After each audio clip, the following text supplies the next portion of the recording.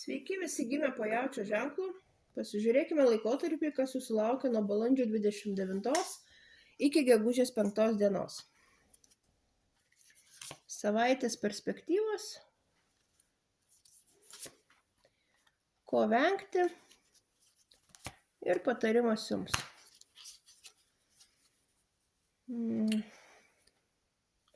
Jaučiai šią savaitę bus nusiteikę imtis kažko tai naujo, bus nusiteikę rizikuoti. Nieko nebijokite, naudokitės visom jums suteiktom galimybėm.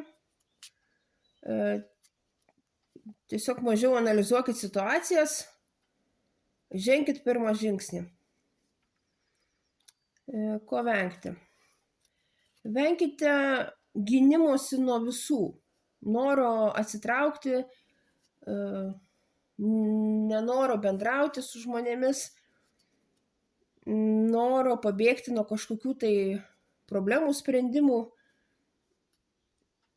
Tiesiog neatsiribokite šiuo laikotarpiu nuo jūs supančios aplinkos.